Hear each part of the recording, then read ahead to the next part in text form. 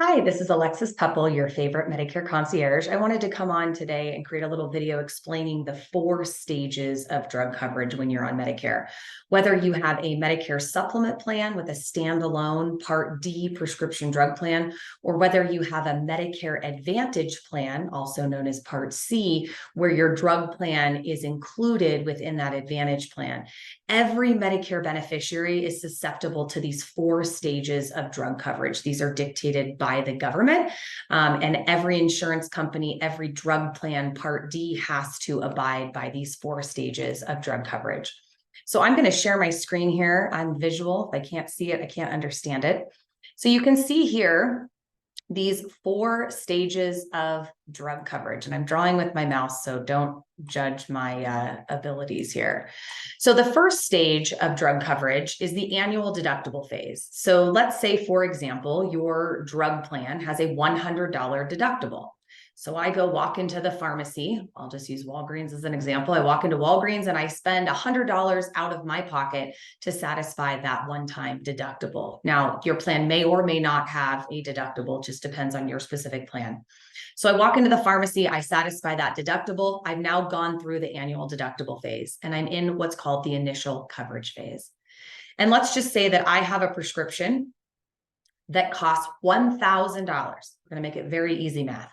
$1,000 if I did not have any insurance. That's the retail price. But when I walk into Walgreens, my copay for that prescription is $50, or my coinsurance. My copay, according to my plan, says, Alexis, for that $1,000 drug, according to your plan, you're going to pay $50. So I pay $50 out of my pocket at Walgreens to pick up that prescription.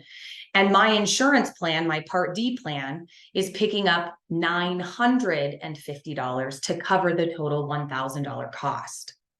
So I'm going to stay in this initial coverage phase until my total drug costs, what has come out of my pocket and what my plan has picked up, totals $4,430. So what I've paid and what my plan has paid, total drug costs. Once I reach that $4,430 mark, I'm going to jump into the coverage gap, or what most people refer to as the donut hole.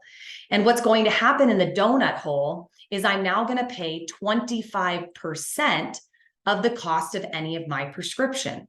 So that $1,000 prescription I was paying that $50 copay for, once I am in the donut hole or the coverage gap, I'm now going to pay 25% of that $1,000. So I'm now paying $250 out of my pocket when I go walk into the pharmacy to fill that prescription.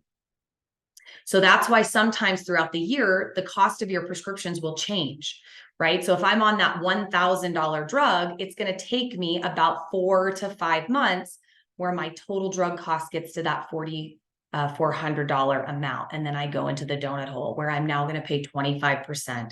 So in my example of $1,000, I'm now paying $250 for that prescription.